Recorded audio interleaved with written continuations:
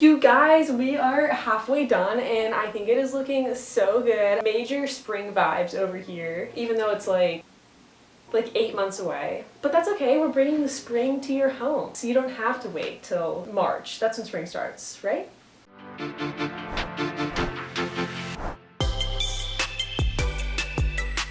Hey guys, and welcome to today's episode of Making Pinterest Real. Today we're going to be adding an accent wall to this bedroom that currently has light green walls. The walls are a really pretty shade of green, very subtle, very light. So I think adding one wall as an accent will help break up the green room, but won't overwhelm it, since the other three walls are a pretty subtle green. And as always, we're going to be doing a custom stencil. So I took to Pinterest and I found this image, which I really love. So I sent this in to be custom made into a stencil. What I really love about this is that it's very naturey, it's got berries, and so I think it'll fit really well into the existing light green room. I painted the base of my accent wall white, and I'm going to be using this really bright yellow color for my berries.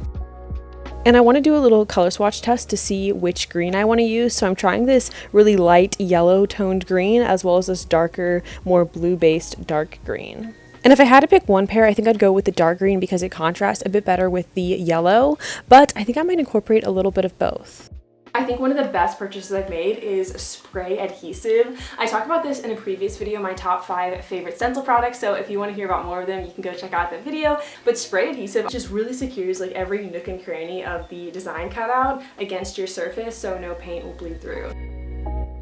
And after I fill all my berries in with my yellow color, I'm going to take my dark green and make sure to wipe off excess paint onto my piece of cardboard and fill in all the dark green leaves. And then I'm going to go in with my light green and just do a few of the leaves. It's going to be kind of my accent color that I'm using very sparingly, 1 or 2 times per stencil pattern.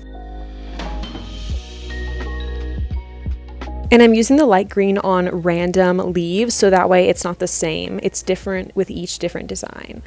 And overall, I think it was a really good choice to have the base wall white so it'll really pop against the rest of the green walls, but having these different shades of green will tie in really well with the light green that we have on the other 3 walls.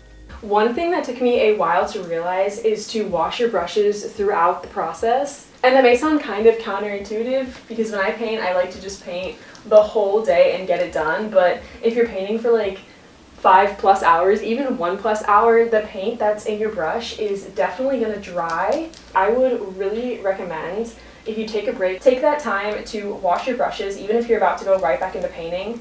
That way that paint that you've been using for the past few hours doesn't just keep building up and building up and building up. Learn from my mistakes.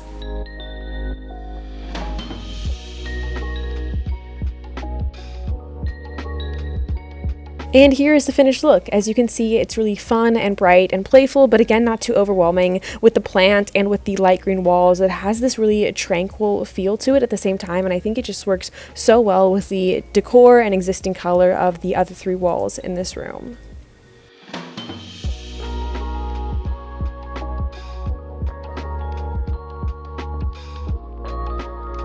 Head to our website to check out more of our stencils, and don't forget to tag us on social media with your stencil art.